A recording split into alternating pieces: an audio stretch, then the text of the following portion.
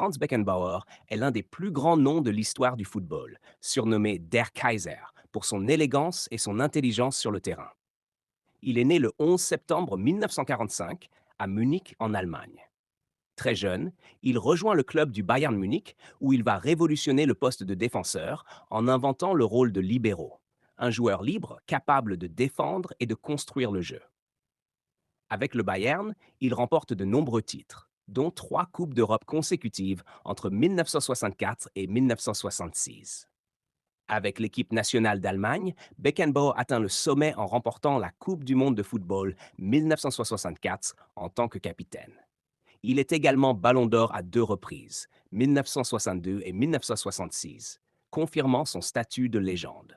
Après sa carrière de joueur, il devient entraîneur et mène l'Allemagne à une nouvelle victoire lors de la Coupe du monde de football 1990. Il devient ainsi l'un des rares à avoir gagné la Coupe du monde comme joueur et comme entraîneur. Franz Beckenbauer reste une icône du football mondial, symbole de leadership, de vision et d'élégance, ayant marqué à jamais l'histoire de ce sport. Johan Cruyff est né le 25 avril 1947 à Amsterdam, aux Pays-Bas. Très tôt, il se passionne pour le football et rejoint le centre de formation de l'Ajax Amsterdam, où il développe son style unique basé sur la technique, l'intelligence de jeu et la créativité. Rapidement, il devient une star mondiale. Avec l'Ajax, il remporte de nombreux titres nationaux et 3 Coupes d'Europe consécutives dans les années 1970. Cruyff est l'incarnation du football total, un concept où chaque joueur participe à l'attaque et à la défense, révolutionnant le jeu moderne. En 1973, il rejoint le FC Barcelone, où il impressionne immédiatement par son talent et sa vision du jeu, devenant une légende du club catalan. Il remporte le championnat espagnol et inspire toute une génération par son intelligence sur le terrain. Cruyff ne brille pas seulement comme joueur. Après sa carrière, il devient entraîneur et transforme le football avec ses idées novatrices. Au FC Barcelone, il instaure l'académie La Masia et un style de jeu qui influence encore aujourd'hui le club et le football mondial. Johan Cruyff est décédé le 24 mars 2016, mais son héritage reste vivant. Joueur, entraîneur et penseur du football, il a changé la manière dont le monde voit le jeu. Ronaldo Luis Nazario de Lima, connu simplement sous le nom de Ronaldo, est né le 18 septembre 1976 à Rio de Janeiro, Brésil. Dès son plus jeune âge, il montre un talent exceptionnel pour le football. À seulement 16 ans, il rejoint le Cruzeiro, où ses performances spectaculaires attirent l'attention de clubs européens.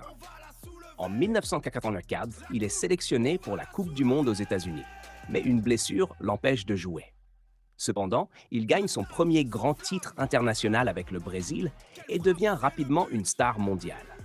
En 1996, il signe avec le PSV Eindhoven aux Pays-Bas, puis rejoint le FC Barcelone en 1996-1997, où il marque 47 buts en seulement 49 matchs.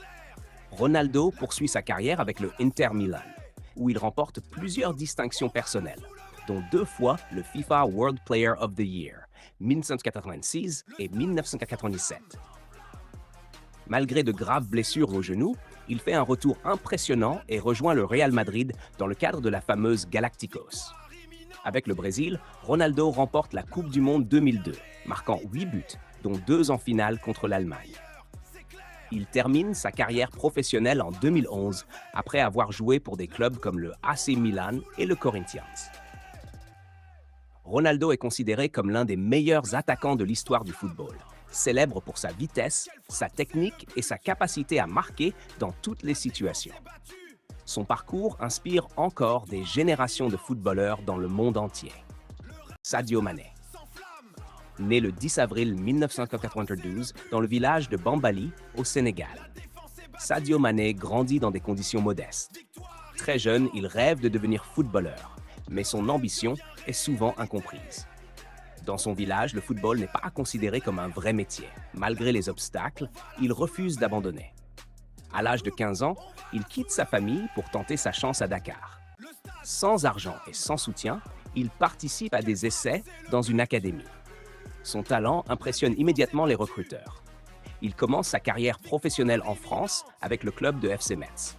Ensuite, il rejoint le Red Bull Salzbourg en Autriche, où il se révèle au monde grâce à ses performances exceptionnelles. Sa carrière prend une autre dimension lorsqu'il arrive en Angleterre. D'abord à Southampton FC, où il bat un record en marquant le triplé le plus rapide de l'histoire de la Premier League. Puis, il rejoint le Liverpool FC, où il devient une véritable légende. Avec ce club, il remporte la Ligue des champions de l'UEFA 2019 et la Premier League en 2020, mettant fin à 30 ans d'attente pour Liverpool. Avec l'équipe nationale du Sénégal, il écrit aussi l'histoire en remportant la Coupe d'Afrique des Nations 2021, un moment historique pour tout le pays. Mais Sadio Mané n'est pas seulement un grand joueur. Il est aussi connu pour sa générosité. Il finance des écoles, des hôpitaux et aide son village natal, prouvant qu'il n'a jamais oublié d'où il vient.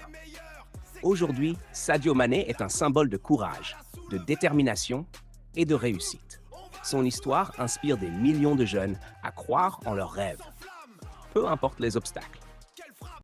Ronaldinho, de son vrai nom Ronaldo de Assis Moreira, est né le 21 mars 1988 à Porto Alegre, au Brésil.